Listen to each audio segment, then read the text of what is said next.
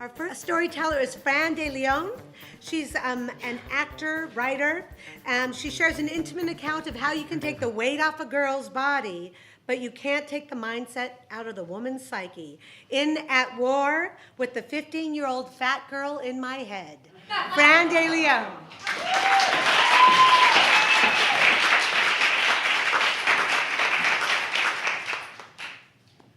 There is a fat girl in my head. And I know it sucks to have someone my size say something like that. When the fat girl takes over my mouth, I have pissed off my friends. I have come off as insensitive and self-obsessed. I got the red angry face emoji followed by a punch when I sent a text complaining about the place where my thigh meets my ass. I get it. If I was you listening to me, I would think and say the same things, but it's the fat girl who's gonna answer you, and she is loud. She says those regular self-sabotaging things to me like, are you really gonna wear that? Change your pants, I can see your camel toe, even your hoo-ha's fat.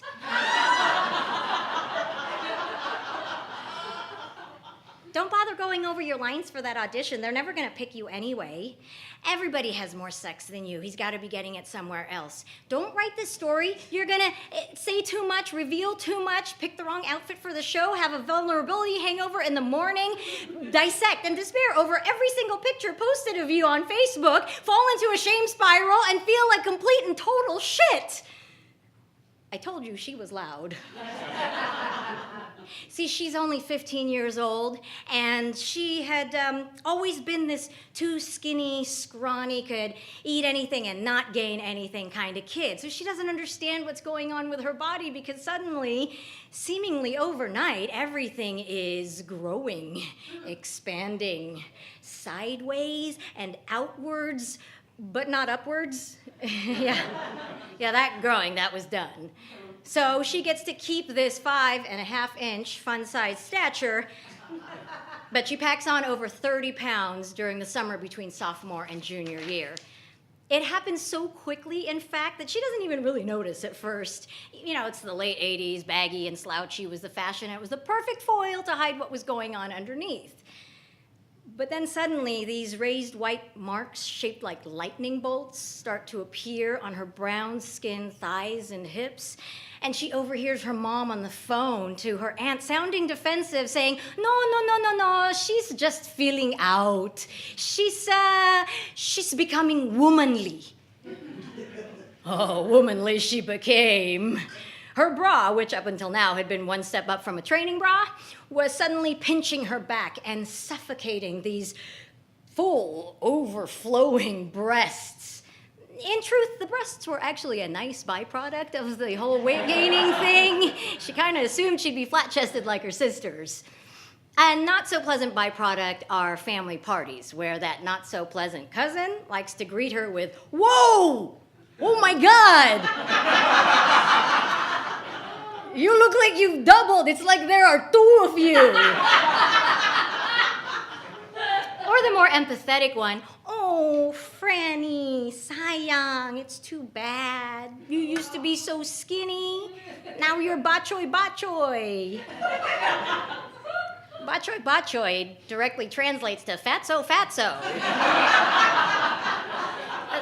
There are no coats of sugar in the Filipino family arsenal, only gigantic blankets of cariño brutal. Direct translation, brutal affection. Things at school, they're also shifting. She had been on the AP track, and now suddenly she's flunking Chem Lab with Bob Mabin and honors French with Madame Healy. She's got insomnia and this pounding in her ears that sounds like her heart that keeps her up till 4 a.m. So she's either absent the next day or shows up midway through, and she shows up disheveled, unable to button her uniform skirt that's become too tight. And all this leads to a beckoning to the counselor's office, who point blank asks her if she's pregnant. Which is funny because at 15 she's still a virgin, partly because she's choosing to be, but mostly because nobody's choosing her. There's one place that feels like solace. Carmen Hill's 5th period junior English class. Carmen's room was this veritable cocoon of creativity. She had allowed her students, past and present, to adorn the four walls with their renditions of famous artwork. And the standout in this 15-year-old fat girl's opinion is the one right by the front door against a blue backdrop. Some student's impeccable ode to Botticelli. It's the Birth of Venus, and it is beautiful. Venus stands naked, so confident in her own skin, her right hand resting on her chest, her left breast exposed to the elements, her long, wavy hair is blowing in that soft, wild wind, and her left arm gently escorts the ends to cover her seemingly hairless lady parts. Venus stands barefoot in this giant seashell, but her feet are unscathed. Her head is tilted, and she's got this distant gaze, devoid of longing and filled with strong, wistful content. Venus, that visual somehow lends the 15-year-old fat girl some courage to put pen to paper, because that's how we used to write back then. And she writes a poem about, of all things, a chicken egg. Seemingly unpoetic, plain and hard, softly cracked, but so filled with unborn potential. She calls it a parabola of promise, and Carmen chooses that poem to read in front of the entire class the next day with such reverence and respect that suddenly the 15-year-old fat girl knows what it's like to stand naked in a shell. See, that's the girl who I want to take over my thoughts and my mouth. That's the one that I should hold on to. Instead, I'm constantly at war with a 15-year-old fat girl in my head, because the poem wasn't enough. The F's, the absences, the tardies, the uniform infractions, those mattered more than any prettily placed words on paper. And although the administration let her finish her junior year, they told her she was not welcome to come back for her final year of high school. So at the next family gathering, the weight's not just on her body, and her uncle, a retired surgeon, from across the room says, "Hija, why is your neck so big?" She's used to these body-shaming comments by now. She just kind of shrugs it off. It does sting a little from this uncle, the nice uncle, the uncle that she had always wished was her dad. She comes over as he beckons her. He lifts his palsy-stricken hand, wraps it around her neck, calls her mother over and says, "Stella, this child has a thyroid problem." And suddenly the veil is lifted. See, that hyperactive thyroid was responsible for the weight gain, the lack of focus, the insomnia, the pounding heart. She'd been tricked by her thyroid gland, and for at least 2 years, it owned her. But now, at 17, with a firm diagnosis and an appointment at Glendale Memorial, she arms herself with sodium iodide, served up by a technician wearing a white hazmat suit complete with space helmet. She feels severely underdressed in a tank top, shorts, and flip-flops in this cocoon of convalescence where the only artwork are red and yellow radiation hazard signs on the wall.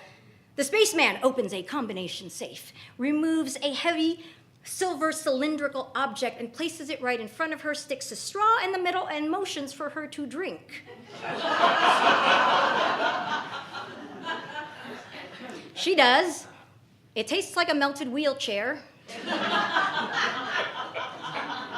She'll have to give the toilet 3 flushes after every pee and stay away from babies and pregnant women for a week as the sodium iodide disintegrates and eliminates her thyroid. The last step is to the pharmacy to receive the bottle of small lavender pills, synthetic thyroid, which she'll need to take for the rest of her life.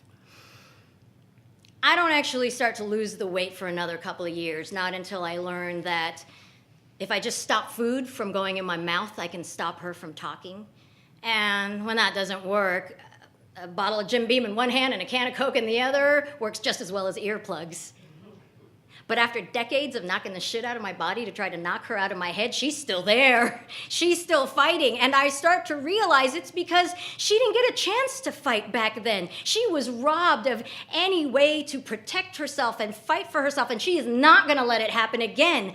But she's only 15 years old, so she gets confused as to who and how to fight. But I am not. So I need to get clear. I'm not going to fight her anymore. I'm not going to keep trying to shut her up. I'm not going to hold her picture as my little spoil of war of what I used to look like, the before to my after. She doesn't deserve that humiliation. She deserves my respect. She deserves to be heard. She deserves a fucking Botticelli print, which I will get and frame and put up in my office, right above my altar, across from my desk, and whenever she wants to come and visit me, she is welcome, because I will just lift my eyes and show her Venus in that shell and hope that it will lend her the courage to once again put pen to paper like she did so many years ago and write her story.